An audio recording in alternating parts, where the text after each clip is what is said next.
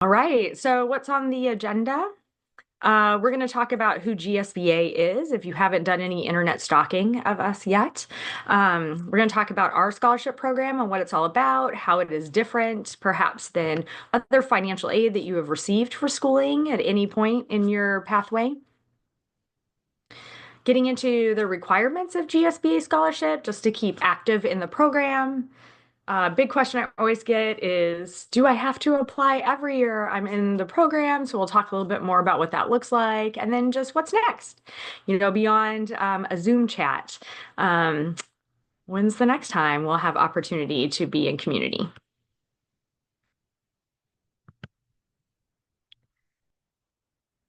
So officially, if you did stalk us on the internet at all, you would find that GSBA was established in 1981.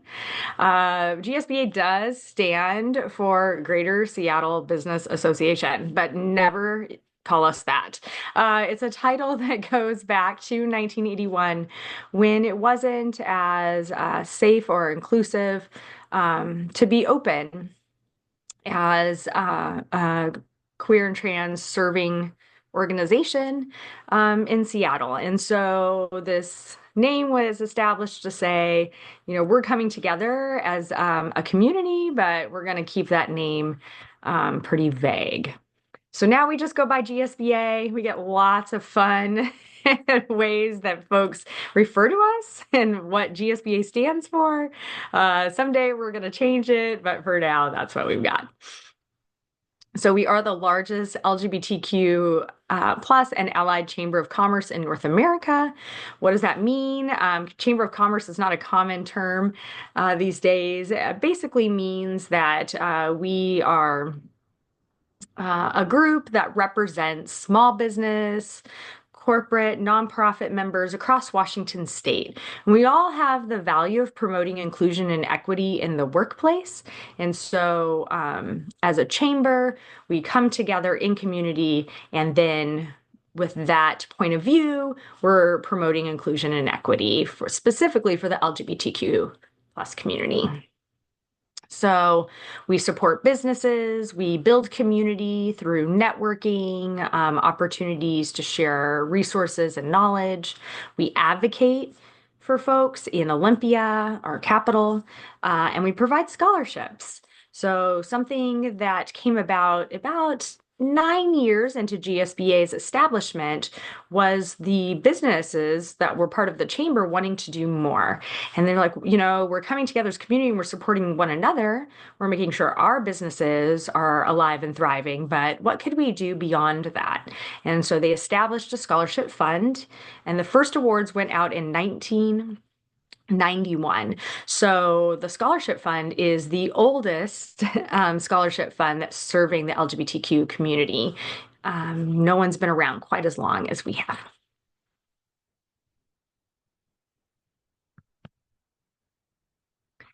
And so I do encourage you to stalk the website. On there, you'll find what it looks like when I talk about those four ways that we intersect with community. So there's an events calendar, and you can see events that GSBA is hosting and also our partners. For example, if you don't know the Seattle Seawolves, they are our local professional rugby team, and they are a member of GSBA. So you would see events from some of our members there. The other thing that you would see on our website is a resource guide or a directory. So if you're looking for, let's say, financial services, for example, an accountant or a tax service, you could go to our website and you would find someone who's a part of our chamber. So that means that it is someone who is actively supporting us. Either they are a member of the LGBTQ plus community, or they are active allies. So for us, they have to be really showing up for community. They have inclusive practices in their businesses. They make sure that they are equitable in their treatment of all employees within their businesses, and they show up for GSBA scholarship. They make sure that folks know about us. They financially support us. They provide us resources, They give us insight to internships, things of that nature. So you can go to that directory and know that this is someone who truly stands up for our community. And we have every category you could think of. So there's restaurants, financial services, healthcare, tourism, you name it, it's in there.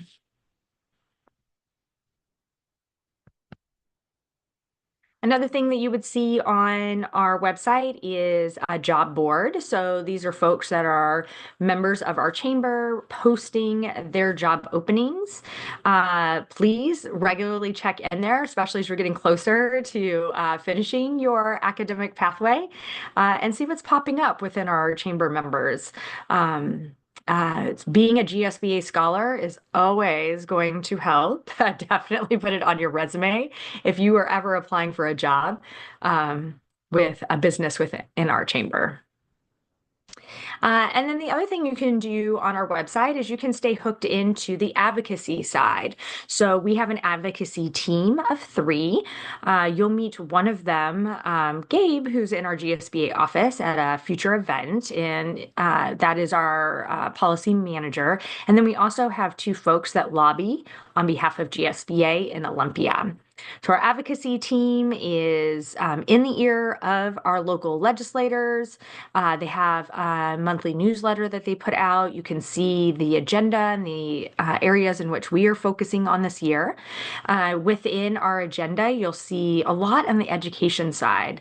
Washington State is going through quite a bit of policy changing and reaffirmation of anti-discrimination laws within public schools. And so a great space to see what's happening and how GSBA is contributing is through that legislative agenda, and all of that is found on our website.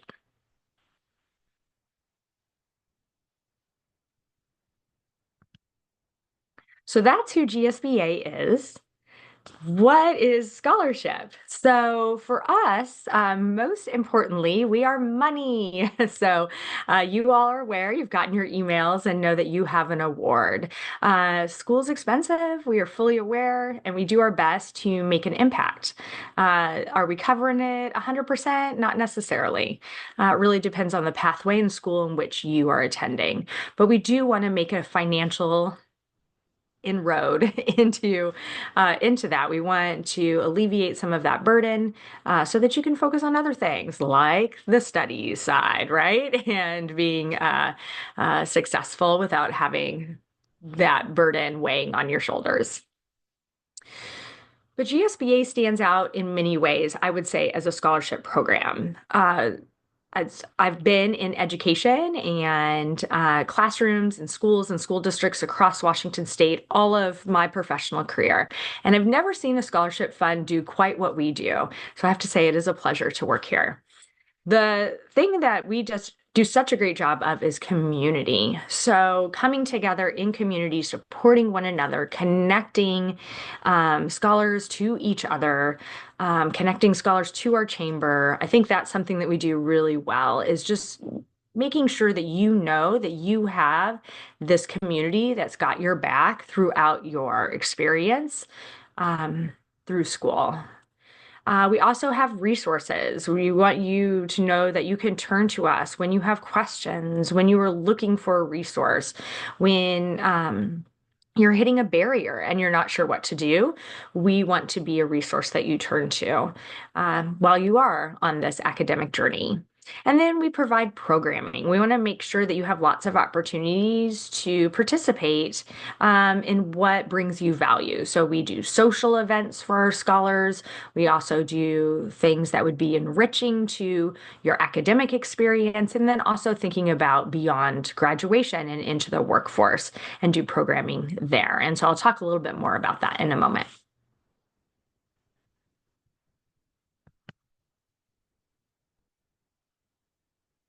So let's go financial first, right? So you have a handbook that Morgan's sending out and has sent out. So check your email if you have not seen it. being here at this orientation, asking questions, and reading that official handbook is your first job.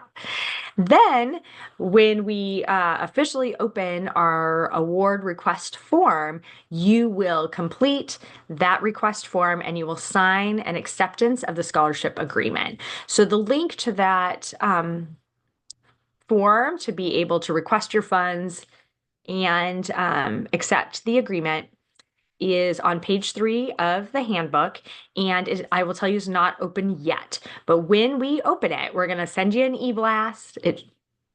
Fingers crossed, it's going to be on May 9th, but we will send you an e-blast. We'll say it's open, and then you'll just be able to go directly to that link.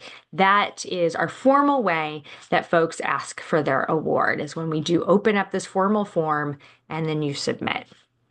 Let me tell you and show you what it looks like. So you'll be prepared for that May 9th date.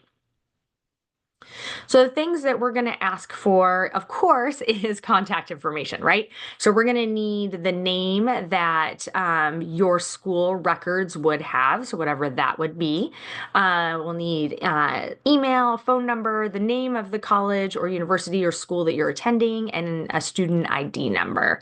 I know for some of my folks here in Workforce Pathways, your school or training program is a little bit different.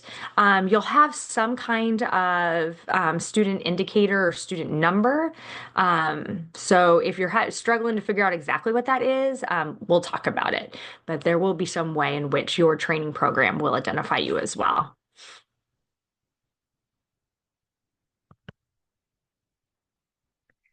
And then we're going to ask for instructions. How do you want to apply this? So for my folks in pretty traditional community, local colleges, universities, you're either on a quarter system or you're on a semester system. So that's pretty traditional program. And so you have options of looking at your financial aid package that includes the scholarship and deciding, do you want to split your GSBA scholarship between your quarters and semesters? Do you want to apply it just to one quarter or semester? Or are you just in a 1-year program and I just send it all in one chunk? So those are my folks in our workforce pathways. For a lot of you, you're in just an intensive 6-month, 12-year, 4-quarter kind of program. And so I'm just going to send all the funds at once because your program doesn't follow a quarter or semester system.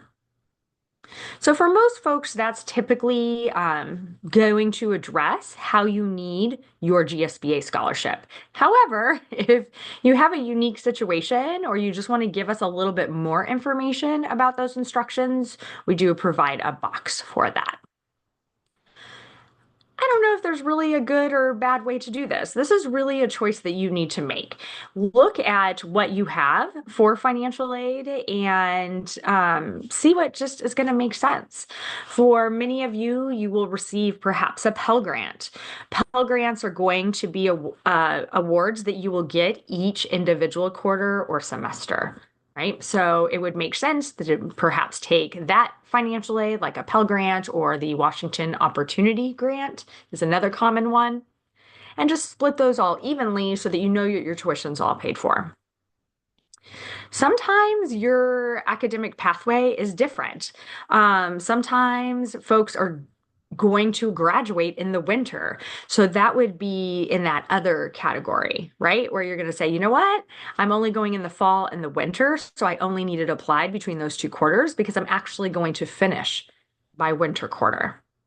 So that would be something that would be in that other space. The other thing that's really important for us to know is tuition deadlines. So most local community colleges, universities, if you just do a Google search on, University of Washington tuition deadlines, it's going to take you straight to a website. You're going to see every quarter and when those deadlines are. It's important for us to know that because the processing time is long. And I'm going to talk about that in just a minute. It's not long on our side, it's long on the school side. So, for example, scholars here that are going to any of the Seattle colleges, whether that's North Seattle, Seattle Central, or South Seattle, there is only one person on staff on those campuses that processes scholarships, and they are only a part-time position. So I know this, I'm aware. And so if I know that your tuition deadline is coming, I'm going to make sure that your check from us gets out quick, right? Because I know that the processing time at those three colleges is quite slow. So we have some knowledge on our side. You go find out tuition deadlines for me, and then I'll work on making sure it gets there on time.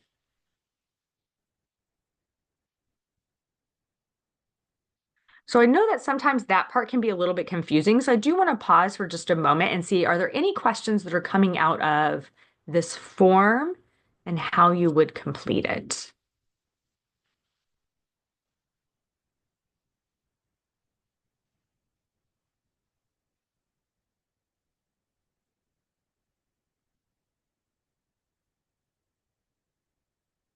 I'm just going to do a double check on myself that I don't see any hands raised. Excellent. And I'm looking in the chat. Yay. Okay. Oh, Jamie, I see a question. Yay. Thanks, y'all. Oh, thanks, Morgan. Handbook's going out tomorrow morning as a follow-up to this meeting. Excellent. Okay. So question in the chat. If I wanted to split between 3/4, but I know money will be left over, how do I address that? Coming soon. Great question. Okay.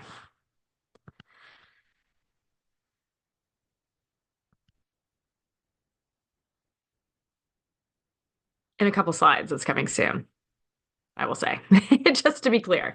Okay. So where does your scholarship go? Okay, so you fill out this form, and we are going to disperse the scholarship funding directly to your school, whatever school that may be. So if you're in a local college, great. Community college, great. University. Um, we have some folks here, like I said, that are in training programs. We're going to send it directly to that institution. We don't send it to you, the scholarship recipient, directly. And we do this for two reasons. One is we want to alleviate financial burden, right? So you have required tuition and fees that you need to pay, and we want to make sure those are paid so that you can worry about all the other stuff, right? Cost of attendance is more than tuition, as you all are aware. But we also want to decrease any tax liability you would have in receiving these funds. So let's say I sent you a check directly, then you would have to claim that as income on your taxes. So I'm like, ooh, let's not do that, right? So if I send it through the school, it's just a way that says, it's just easier on the tax liability side. Okay. So scholarships are tax-free if you are a full or part-time candidate for any degree, but I have to say degree is also certificated programs at accredited post-secondary institution. So that's kind of like the legal tax talk. But if you are going to an institution in which you get some kind of credential, whether that is a certificate or a degree, then it is tax-free. The award is tax-free if it covers tuition and fees, and the award is tax-free if it covers books, supplies, equipment, things that are required. So definitely keep your receipts for anything that you pay out of pocket because you want to always have a record of what you have spent on your schooling for tax purposes, not just for our scholarship, but for any financial aid that you receive. Make sure that you keep receipts for anything that is a direct expense. Scholarships get taxed if you use it for things like rent or food or utilities. If you use it for something like health insurance or for transportation, then it can get taxed. However, I'm not going to tell anyone, right? But I want you to be aware that there are tax implications. We do no reporting to the IRS in any way as a scholarship program. The way that we don't have to be transparent about awards that we give you is because we send it to the school. So it's kind of how we bypass that system. So I'm not breaking any laws. I'm just not giving any information either, I guess is how I'll say it. So, what you want to do is with your financial aid, you want to bill as much of your cost of attendance to your student account so that you can use your financial aid tax-free, no matter if it's us or any other financial aid that you receive. It is a lot easier to do this if you live on campus or can order supplies through your school. So anytime you have an opportunity to do so, to order materials through your school directly or to purchase a textbook at your school bookstore, please do that and just create a tax-free environment for yourself. Okay? When there may be an excess of financial aid, which I think now, Jamie, I'm getting to your question. If there's an excess of financial aid, once tuition fees and materials and all that on-campus stuff can be paid, then you may be able to receive a refund and it comes directly from your school. So many of you may already have experienced this because you're already midway through and now are getting a GSBA scholarship. And you may see that at the end of the quarter, all of your financial aid has been applied, and then your school is issuing you a refund. GSBA scholarship is a part of that, right? So if you do have an excess, then it will just get transferred to you directly. Okay. But that's where I want you to hold on to those receipts, right? You will receive a tax form from your school to indicate that you had payments received for tuition, including scholarships and grants. And when you file your taxes, you want to offset any refund that you may have received from your school, which is considered income, with educational expenses, which are deductions. And so the dream is that you have enough receipts to offset any of that excess you may have received so that you find yourself at zero. That's kind of the dream. Now, for 99.9% of scholars, that does happen, right? School is expensive. You're spending it on the things that you need for the cost of attendance. So most folks find themselves in that situation. There's enough in there that they can deduct that it does offset it. So I'm gonna pause there and see if any questions are coming out of that at all.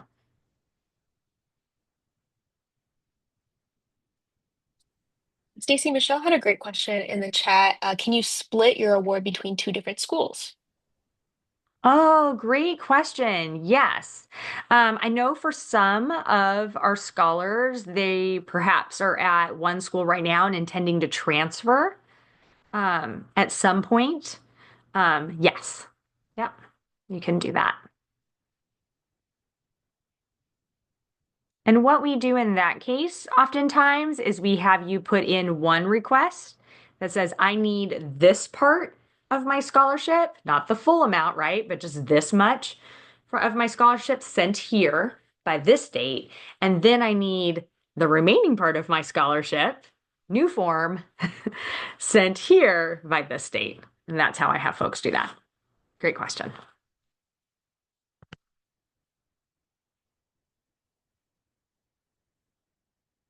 And then, yeah, JT, I see your direction regarding housing on campus versus off campus.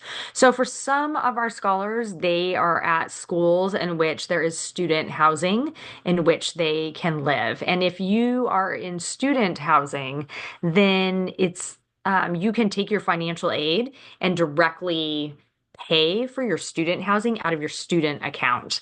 But for folks who live off campus, they don't have that option of student housing, then unfortunately you may be subject, though you should use your financial aid to pay for all of your cost attendance, you may be subject to some tax liability.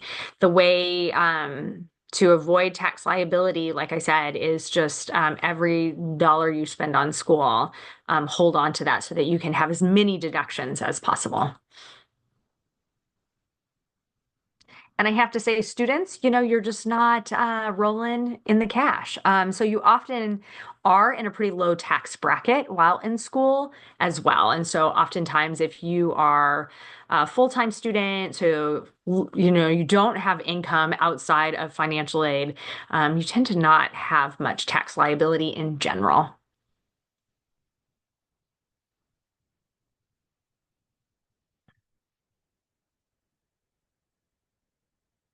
But that's not everyone, right? So I don't want to like speak for everyone, but like 99% of the time, you have very little tax liability. So when should you put in your request for your award, right? So if you are attending in the summer or now, because I do have a couple scholars here who just started their programs. Yay! So they're already in the thick of it, right? Our form tentatively is going to open on May 8th. I'm just waiting for approval on just one aspect of our scholar policy, and then we're going to open up the application. So it's nothing y'all need to do. It's all back end stuff. But as soon as that form opens, get your request in because, like I was saying, there are some colleges that we are working with that their processing time is incredibly slow. So we just want to get your funds moving ASAP. Okay. If you are not going to be attending school until the fall, you're not enrolled now, or you're finishing out this quarter and then summer off, right? Then midsummer, 6 weeks in advance, is plenty of time for us to get it processed into your school. So, look at those. Like I said, go to your whatever school or training program you're attending, go look at their deadlines, and then that will really help you judge on how soon you want to turn this form in. Some folks don't need their funds right away, right? So some folks are funded, or they're not starting their programs till the winter. That's fine. No worries, right? Just give yourself a calendar reminder, right? Get your form in 6 weeks in advance. Okay. If you get to a point in your financial aid where you are funded for this academic year and you won't need your GSBA scholarship until the next, we do allow folks to defer. So maybe one or two folks a year will find themselves in these circumstances, not often, right? But every once in a while, you'll find yourself in a situation where you're like, you know what? It's a lot easier to find financial aid as a first year student than it is as a second or third year student. And so some folks will defer because they know that they're going to have greater financial need next year than they do right now. So let me talk a little bit about how that happens for deferment. Okay. So if you're not able to enroll for any of those terms, right? So we talked about summer, fall, winter, spring of 25-26 academic year. You can defer up to 1 year and you can do it for any of these reasons. So one is that you've received enough financial assistance and you're in a good place, but next year, not so much, right? We also allow folks to defer if there's any financial hardship. Something happens, you're going to have to stay in the workforce and then come back to school. And that happens for folks. We have a scholar in that situation now. We'll allow folks to put it off that 1 year and then return. You don't have to apply again in a deferment as long as it's only 1 year or less. Right. So you can see some other things. Some folks take a personal leave, a medical leave, or service leave. Again, just that 1 year. The deadline to submit for deferment is the first Friday of October. And the reason why is because you all know we open our application in the fall for the next year. So for 2026, our application opens in October of 2025. And we need on our side to budget for the 2026 cohort. So we need to know that you are deferring this year, that we need to hold on to your funds for next year. And so that's why we have that deadline. Even on a financial deferment, you still have access to all the support services that are offered by GSBA. So we talked about one, this is money, right? But it's also community and resources and programming. And so a deferment does not mean you do not participate. It just means that we're holding on financially. Okay. Um, We would expect if anybody who goes on deferment that they will be using their funds in 2026. If they were not able to accept their award for 2026, they do have to forfeit the award, and then we would give that award to another student. So use deferments, if needed. Hopefully, no one finds themselves in any hardship, right? But know that it is something that we do. We always have someone needs our assistance. We want to make sure that we can still be there for them. We don't want them to be removed from the program for that reason.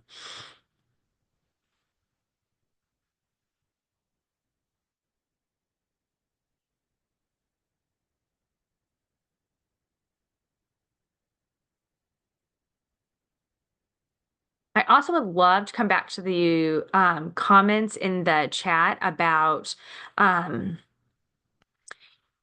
you can deduct cost of housing based on the college's official documents if you live off campus, but you've got to keep your records. So thank you so much, Chelsea, for bringing that up. Chelsea is a scholar, but also in the past, she has also been a tax preparer. Love you. And so I appreciate that insight in there, right? So if your college official document says the cost of attendance is this much tuition plus supplies plus books plus living expenses, as long as you have receipts that don't go over that cost of attendance, then you're sitting yourself in a good place. For tax liability. Yeah. So that was great. Thank you. And then to the question, do we need to apply for a deferment for a single quarter if our program runs continuously into the fall of 2026? No. So for some folks, you're in a program right now, but the program is not in the summer, and then it resumes in the fall. I'm just assuming that you're still going in the fall.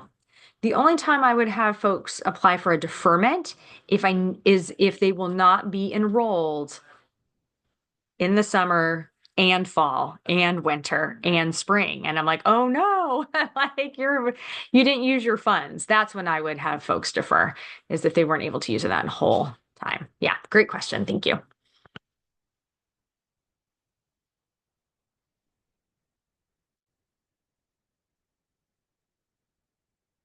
Okay, so we talked about the money piece, right? Very, very helpful and exciting. And we're so glad that we can financially support you.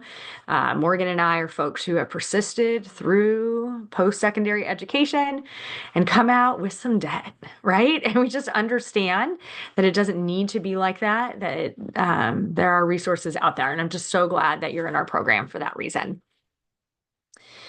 But we're community too, right? So, what else is required as a GSBA scholar?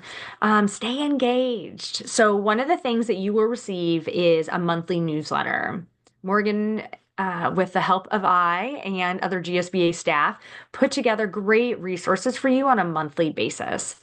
In our newsletter, you will get important deadlines like May 9th, time to start requesting your awards, right? Oh no, we're getting to the end of the deferment period. If you're going to defer, you got to tell us now, right? So you're going to get really important alerts out of scholarship in this newsletter. But you'll also get resources, you'll get other scholarship programs that are like-minded that you need to go apply for. When internship programs for students come our way, we put this in this newsletter. So open and read that newsletter because there's a wealth of community knowledge. And if you open this newsletter, you will feel like you know what's going on.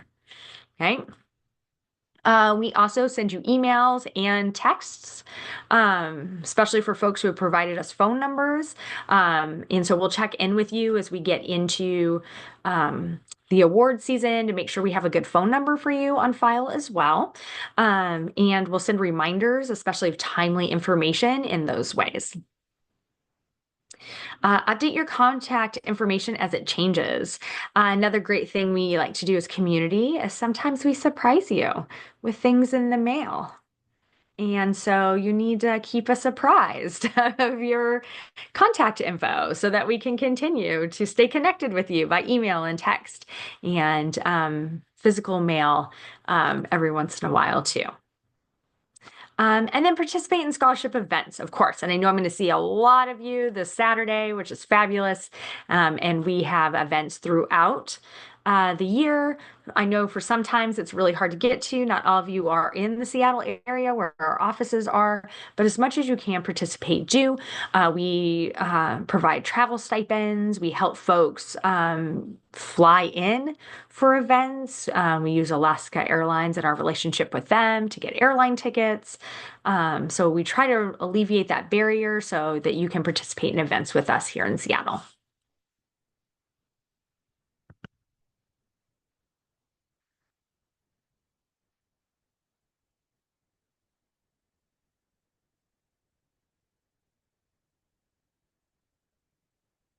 Whoops. I was looking at the chat and I'm hitting buttons. Backing up. Okay.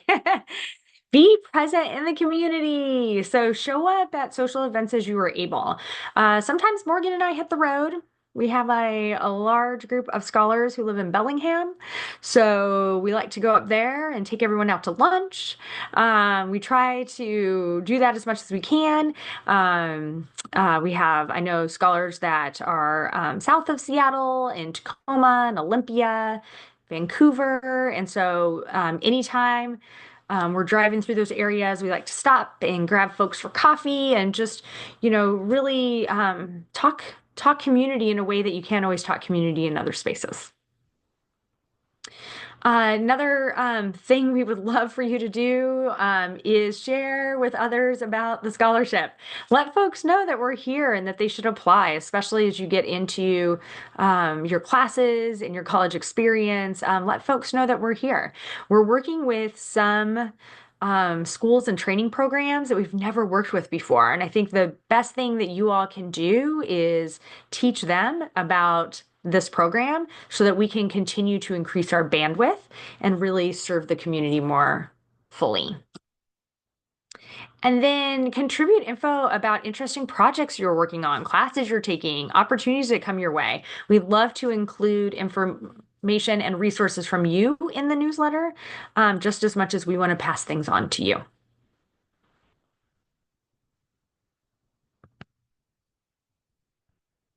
And then lastly, on this community piece, show up for each other, share and attend Pride events. We will be at all of the Seattle Pride events, but we're also going to break out and go to other spaces.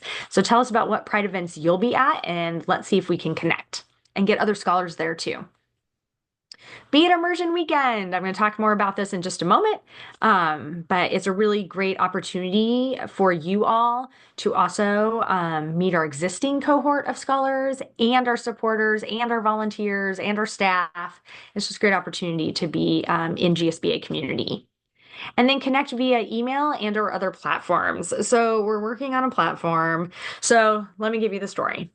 We are using Discord so badly. We're just terrible about updating it or engaging in it.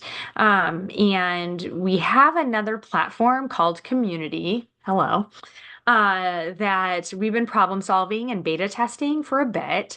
It's got some flaws, but I'm feeling hopeful. And as this platform comes together, it's going to be this great opportunity for us to share resources, to have conversation with each other, to check in, to even socially chat. And so as that comes together, we'll definitely share it out and then hopefully have more ways that we can talk when we can't see each other in person.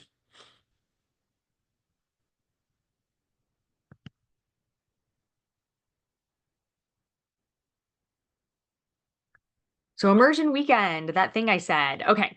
So many of you got this in your email with your award saying, put these two dates on your calendar. So here's a little bit more information about it. So every summer, the first Friday and Saturday of August, we come together in person in a Seattle location. We've been kind of all over the place. I kind of moved depending on what's available. So this year it's going to be on Friday and Saturday, August 1st and 2nd. So it takes place in person. It's a retreat that all scholars are required to attend. And I know I'm telling you this right now, and you might be like, oh no, I'm already out of town, or I have an internship at that same time that's not in the area. I understand. Um, we want you to do your best to be in attendance for as much of it as you can. So I want you to look at those dates now. And if it is truly, truly impossible for you to come, I understand. But no, it is something that it has to be a pretty compelling reason not to come. Right? We do provide travel stipends, hotel, airfare, all of those things because we want it to be accessible. There should be no burden upon you financially to attend. It's really just physically making the time. So the general schedule is that on Thursday, that's just arrival for scholars that are traveling from out of town, and they would be needing to stay in a hotel overnight to be present for Friday. So we provide that.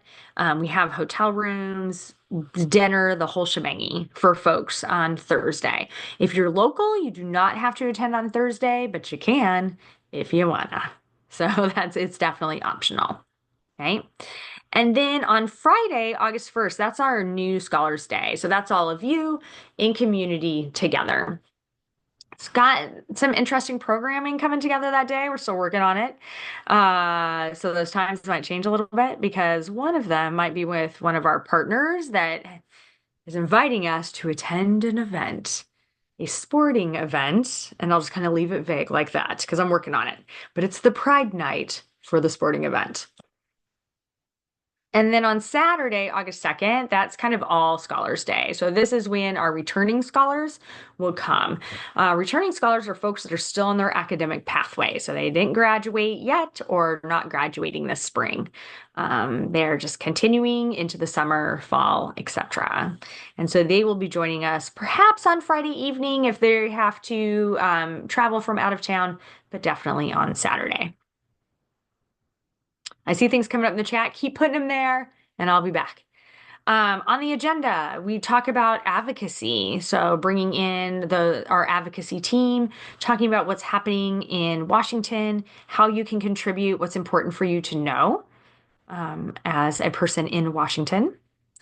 We do a resource fair with our GSBA partners, so that's where we lean on the chamber side.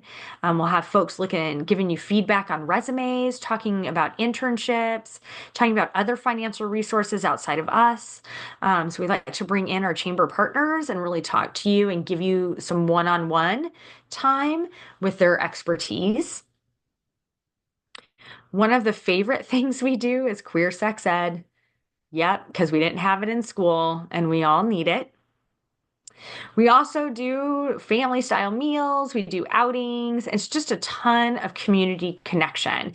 It's truly like you're just immersed in the rainbow, I have to say, of GSBA and family. And so it's just a really powerful, energizing, hopeful, joyous time. And with that, I'm going to the chat.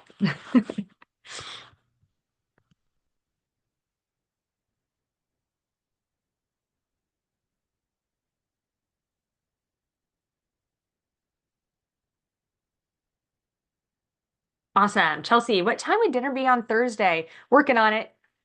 I'll let you know when I know. Yes. And then to Ari, yeah. The sports that is inviting us is very much on the rainbow side. So they've got lots of folks part of our community and on the team and kind of working on like a behind the scenes, like could we meet some folks or like get a tour or I don't know. I'm really excited of how that's going to come together because I just talked to them this week. Other questions? Dress code for immersion weekend? Nope, it's summer. I like that answer. Um, Morgan knew what I was going to say. Look at that. Like-minded folks here, right? So it's comfy, weather appropriate, come as your authentic self. Yeah. And then to Christina's question, great question. Can I come later on Friday or does it have to be at 9? No, we'll work on your schedule, right? So if you're like, I can't get there until 10, that's fine. Those are kind of the general hours, and I'll have like a more structured schedule that you can look at so you could see, oh, this is a good time to walk in, knowing I can't be there in the morning. And then to JT's question, is there protocol um, for requesting travel assistance for immersion weekend? Yes, there will be an RSVP form that folks are going to have to fill out. And in that RSVP form, that's when you're say, where are you traveling from? Um, would you like a hotel room on Thursday night, etc. So then I will follow up with folks that are coming from out of state to make sure that they can get here, etc. Yeah. So you'll see that official RSVP come, and that will come in that newsletter that everybody's going to open every single month.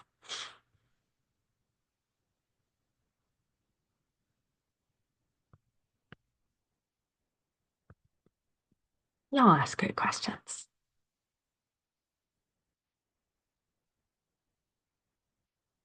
All right, and keep throwing them in there. You're doing it like asking me great questions. You're keeping me improving this slideshow every year. So I appreciate it.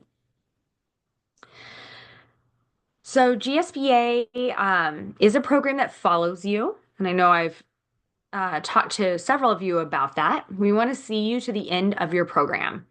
For some folks, it is a 6-month program. For some folks, it's a 4-year program. It really depends, right? We have a variety of scholarships in which we give out. And so you're all in different spaces, right? Some of you are in a 4-year program, but you're in your senior year or going into your senior year, right? So for that reason, I just say we're going to follow you to the end and you do not have to reapply for the GSBA scholarship.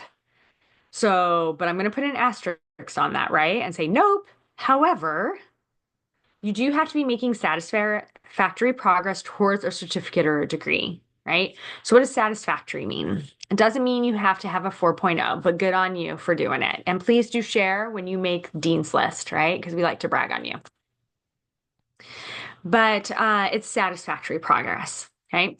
So you're chugging along, can have a hiccup or two. That's all right, right? But you know you're just on this path. We have scholars every once in a while reach out and say, I need to talk to you. I'm not doing well in a class and I think I'm going to need to drop it. And we talk those moments through. Sometimes scholars need to drop a class, right? So we don't drop anyone from GSBA scholarship um, for, having hiccups along the way, as long as for the most part, things are on track. You do have to meet those requirements of the GSBA scholarship program. So we talked about that community connection, right? We need you to be responsive. We need you to show up at events, things of that nature, right? So we do have requirements, and I'll highlight what those are a little bit more clearly here in just a minute. And then if you graduate with a certificate or a degree and you want to attend a new program, then we do have people apply in that case. So let's say you receive a certificate in one program, but then you're like, oh, but you know what? I think I want to do something totally different and maybe it's an associate's degree now and it's in a different pathway. It's not an extension of what you're already doing, then we would have you apply again. If you're moving from a certificate associate's program to a bachelor's program to finish out the path you were already on, then you would not apply. So I know those seem like contradictory, right? But if it's, let's say, we have many scholars who are going to a community college and then they're going to transfer to finish out the pathway they were already on at a university. That's a no apply situation, right? I'm talking about somebody came into the scholarship program, said, I'm going to get an associate's degree in this pathway. And I was like, great, let's do that, right? And then as they got near the end of graduation, right? They're getting towards graduation. Then they were like, you know what? I've decided to take this degree and now I want to add on something entirely new that we had not talked about before, that's when I would say, okay, well, we committed to this particular pathway and this degree, so I do need you to apply because this is something new. And then for folks, we do support folks that are in graduate school. We have a very small number of those scholarships, but we have folks that are here that are in graduate programs. Those are 1 year awards. They can renew. There is no application needed, but that one's always determined by funding for me. So they're just one-time awards.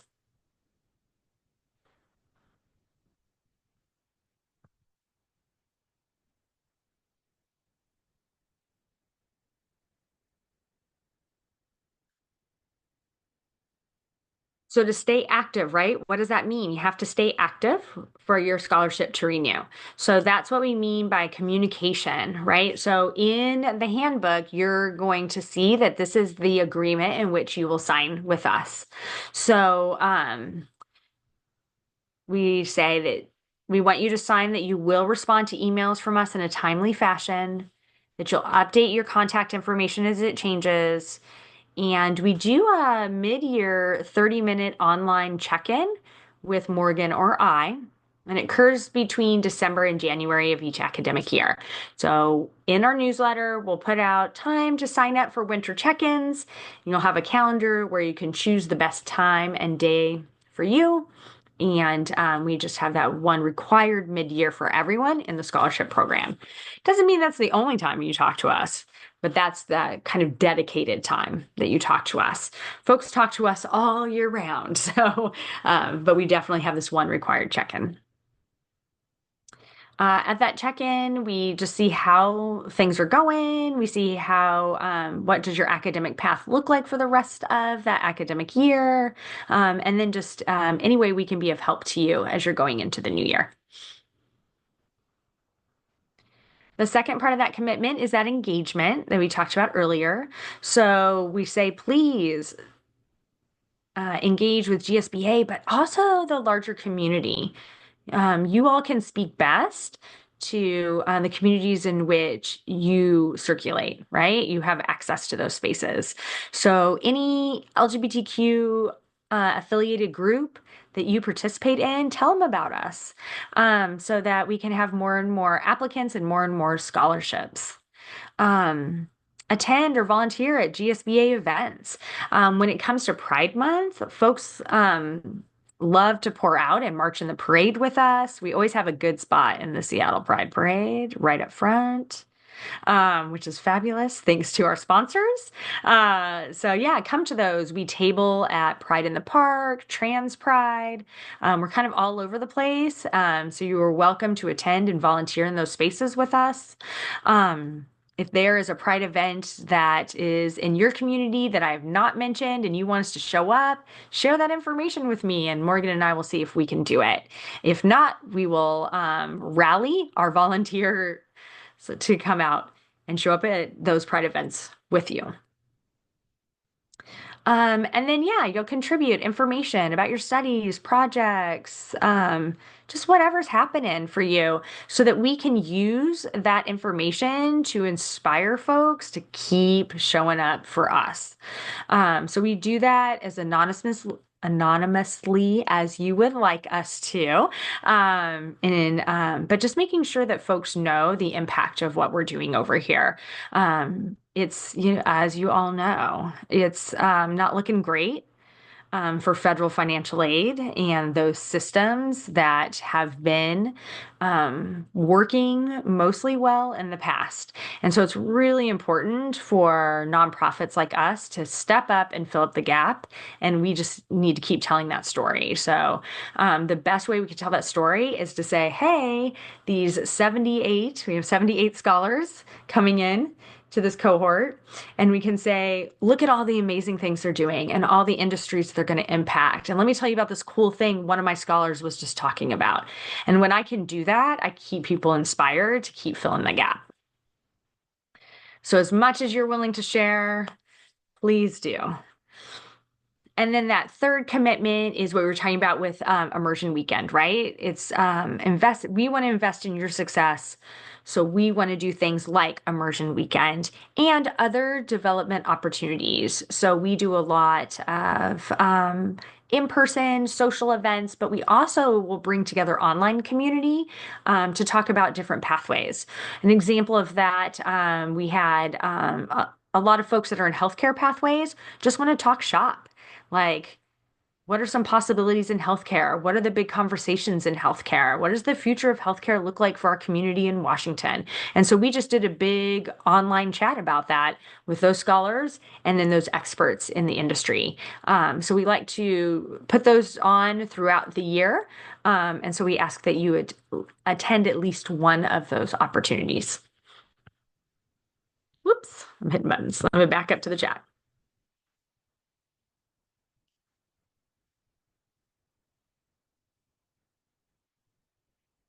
Great question around August immersion weekend. Are we able to join online, start school, and have to leave Seattle? I know. So it is an in-person experience. However, there might be aspects of it that we could stream. So I'm going to say that aloud because Morgan and I pretty much run that, and we're going to see what we can do because I would like to include you as much as I can. Yeah, which is really great. And oh my goodness, I'm going back to the questions, I promise. Um, Melissa, you're doing an internship with the LGBTQ Center. Oh my gosh. Okay, so the next time that you are physically at the LGBTQ Center, will you please let us know because we're in the same building and we will come down. Okay, now I'm going back to questions. I just got real excited there. Okay, M's question. Are there GSBA scholarships for postgraduate programs? Yes, like law school, med school, yes. So every year we try to open up as many grad school scholarships as we can. This year we have four. So it's not big, right? 78 scholars and only four of them are grad school. However, getting financial aid for grad school is really hard. So I'm really proud that we at least have four. We have one that is specifically for mental and behavioral health. So you do have to be in that particular pathway, but the other three are open to other pathways. And three out of those four scholarships are specifically for undergrad alumni. So you would qualify for one of those grad school scholarships. Great question. All right, and Morgan's answering things, so I don't need to answer. I'm moving on. Thanks, Morgan.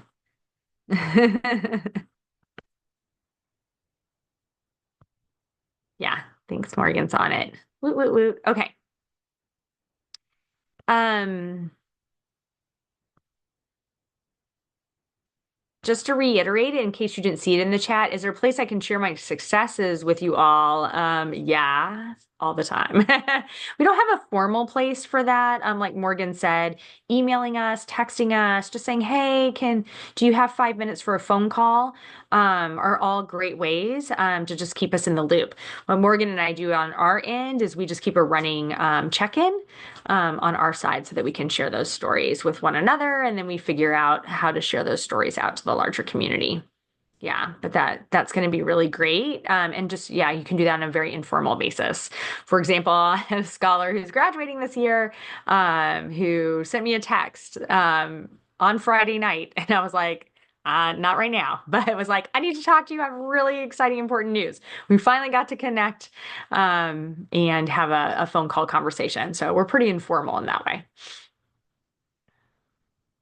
To PJ's question, if I'm called out to work, calling out of work to attend immersion weekend, is there compensation or support for that? Yeah. So what we try to do is we really pad our travel stipend to try to address any financial burden. Absolutely.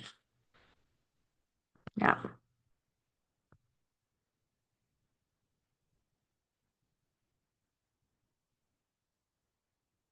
All right. Y'all are on it. And thank you, Morgan. Okay.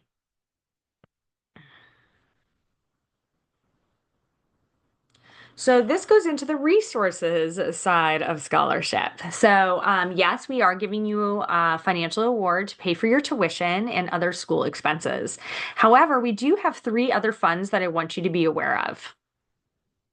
So one is Leadership Enrichment Scholarship. So the folks that contributed to this wanted to make sure that students could attend conferences that are in alignment with their studies because they understood the value of being in a networking space and how important that is.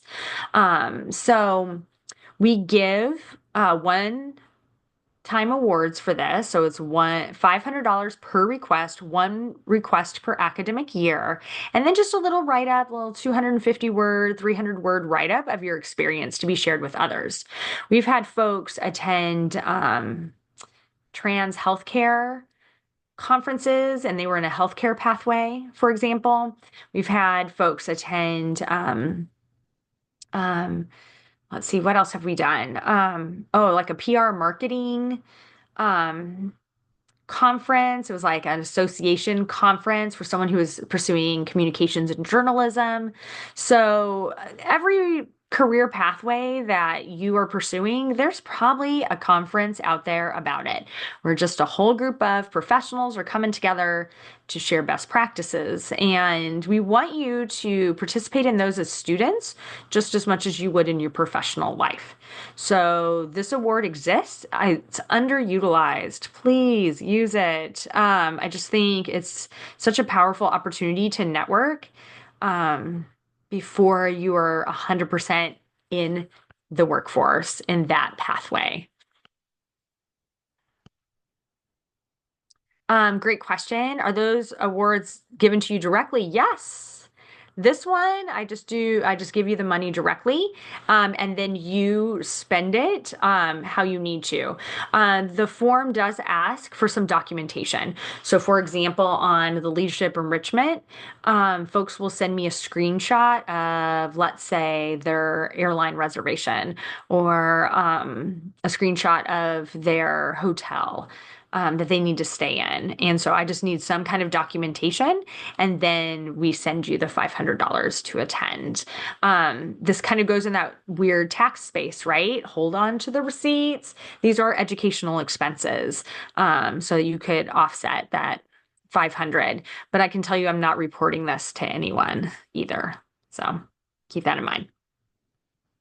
Um, The family fund is an emergency fund. So this is to remove a barrier that's having a to have a tangible impact.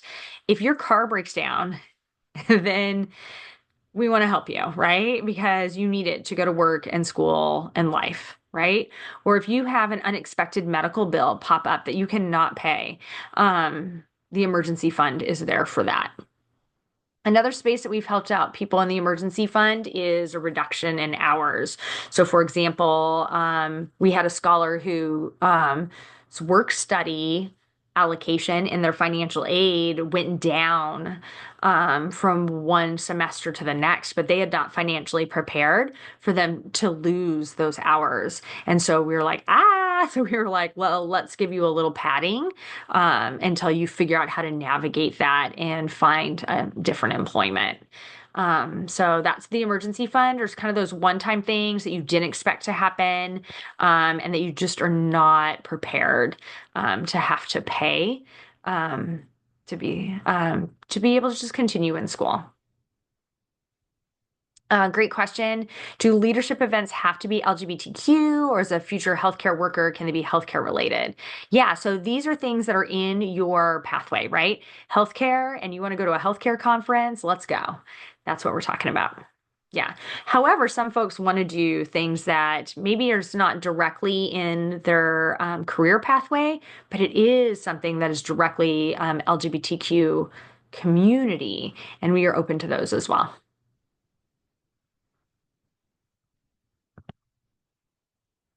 And then the last one is a supplemental fund.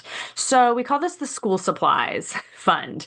Um, Many of you will use your scholarship and other financial aid for straight up tuition because your program is just that expensive, right? And you just won't receive this refund or you won't have any excess financial aid to support your cost of attendance. And for that reason, this is a fund. I've been so excited. As long as I've been at GSBA, I've been trying to create this fund and I got a funder. I got someone to understand the importance of it. So I'm just really excited for this. So this is essential academic expenses that are not covered, right? Like you have a required uniform, you have tools, you have testing fees, you have graduation fees. So I have this whole group of scholars graduating right now, and they're paying anywhere from $100 to $250 in a fee just to graduate.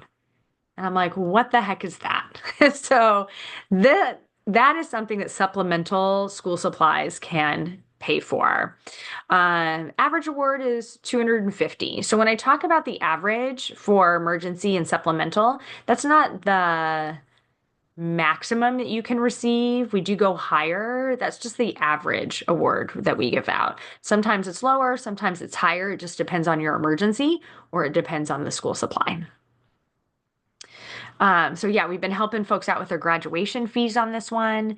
Some folks have testing fees. They come to the end of their training or academic program, and then there's a test they need to take to then be licensed in the field so they can get a job, right? Well, we want you to take those tests before you graduate or shortly after graduating because we want you to be on your career pathway as soon as possible. So school supplies fund can pay for that. We do just one request per academic year, so you really want to be thoughtful, especially on the emergency fund side, of, what is something that's really having, um, an impact, that I want to use this for, knowing I wouldn't have it until the next academic year. So do keep that in mind. And then, like I said, have documentation ready for the request form that you fill out. I just need an estimate, a receipt, a screenshot, just something that shows me the cost. The reason why I ask for that is not that I don't trust you. It's that, maybe the cost is $650. Well, I would rather give you $650, right? Because that's the cost of it. Or maybe the cost is, $400, right? So I just want to give you the right amount for the expense in which you're incurring. School supplies, right? The average right now is $250, but that doesn't mean that's going to stay that way, right? Some of these required toolkits that folks need, especially for specialty programs, can run up to $1,000.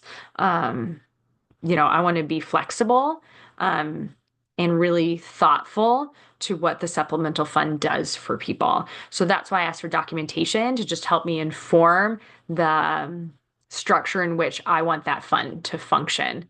And maybe I need to up the amount I give based on the needs that you all are having.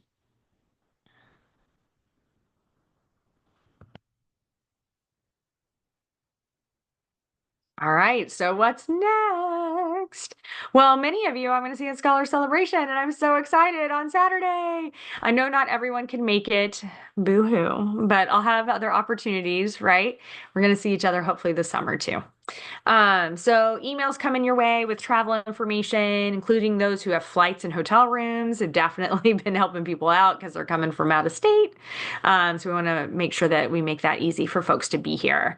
Their scholar and your plus one if you're bringing one. We have our own hangout that starts at 9:15. We have coffee and treats and just for us. In our own space just to talk in our scholar community. Make sure you're in the building in Motif Hotel by 9:45 because from there we're going to get more into kind of the formal side of the event. There is parking at the hotel for my folks who are driving, and travel stipends are going to be distributed after the event via direct payment to your banking account. So if you have your banking account and routing number with you, that's going to be really helpful. Or just like if you go to if you have the banking app on your phone, we can find the routing number that way. I have a form you fill out, and then we do direct deposits for Travel stipends. If you're a local folk, you live in Seattle, we have a $50 stipend to just offset your transportation and parking. If you are coming 90 plus miles, then we do a $100 travel stipend. No receipts for this one. Use it how you need to use it to attend, is how that travel stipend works. Um, so emails coming your way. I was trying to get it out today, but I was putting out some fires instead. So I'm going to send out that email tomorrow, especially for my folks who have flights and hotel rooms that I have arranged for you.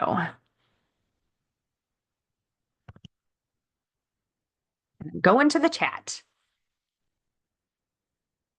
All right. Um, for the travel stipend, you don't even ask for it. I'm going to give it to you directly. You're just getting it. That's just the way it is. So I will have you fill out a form at Scholar Celebration before you leave. Um, Oh, great question. Morgan's like, Stacy, can you specify if it is one of these supplemental forms can be requested a year or one of each of these can be requested a year? Ah, Morgan, that's why I said, please keep me accountable. Let me go back to that real fast. You can request one of each of these per year. Great question.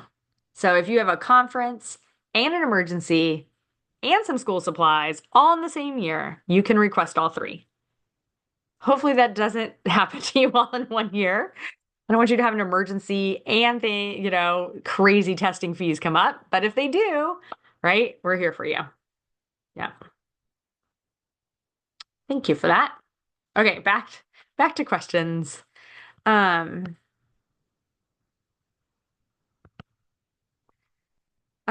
for JT, you're traveling now from Cheney. Yeah. So you know what, JT, I will follow up with you tomorrow morning and I can get you a room at the Motif. So let me do it. So I'll follow up with you tomorrow morning. Thank you for saying that. And then Vanessa, I'm also going to connect with you tomorrow morning because you are flying in and I have some options for transportation for you. So I will also connect with you tomorrow morning. But things like, yeah, like a lift, parking, you all can decide how you want to use that transportation stipend. Um, All right, great question on parking at the hotel. I'm going to look it up and put it in an email that's going out to everybody tomorrow because I feel like the hotel is okay, but it's still in the 20-ish dollar range. And if you park literally across the street in a bank building, it's way cheaper. So let me double check the cost and then I'll put that in my email so that you can then prioritize how you want to spend your travel stipend. Yeah, good question.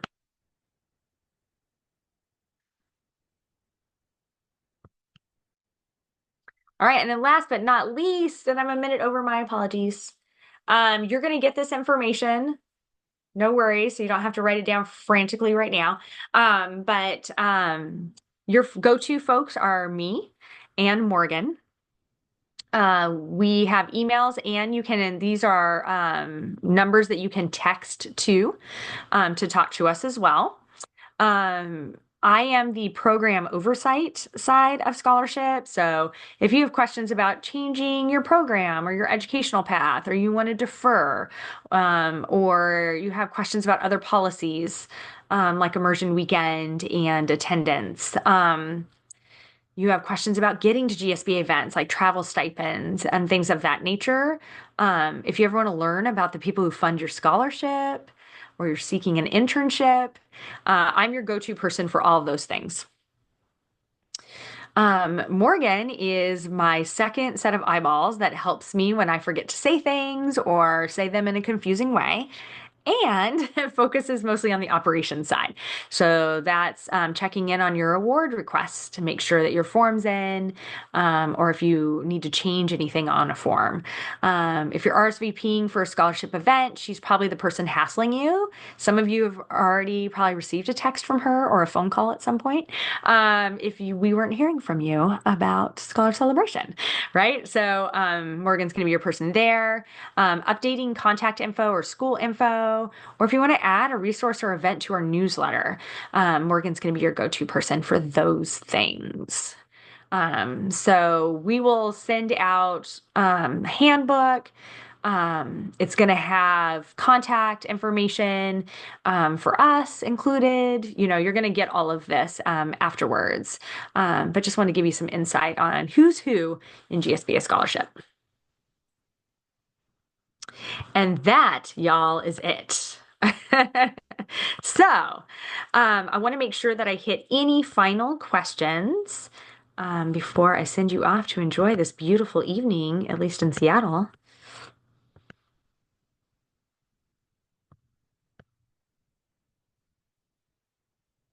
Yay. Okay. So now you know where to find us, right? We're going to be sending out the handbook. You can reply in email with any additional questions that come up for you.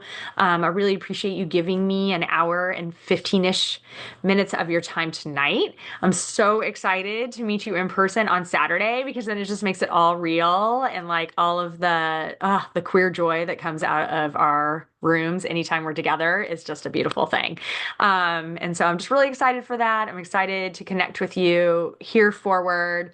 Welcome to GSBA Scholarship, and have a great night, everyone.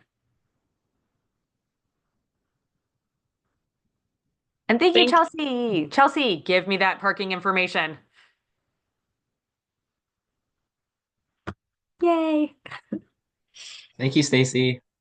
Thank you. See you soon. Thank Thank you y'all. very Good night. much. Thank you. Good night, everybody.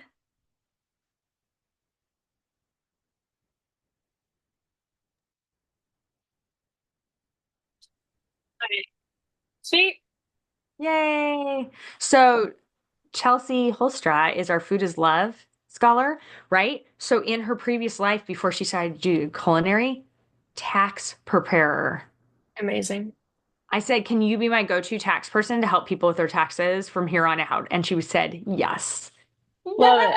Yes. Yes. So lovely to see her popping up in the chat and being like, Yeah. yeah, just keep your receipts, everybody. Keep your receipts. Yeah, It's so yeah, lovely. absolutely. Yay. Awesome. Okay. Well, have a good night, and I'll talk to Yes. you for your half day tomorrow. Yes, will do. Awesome. See you then.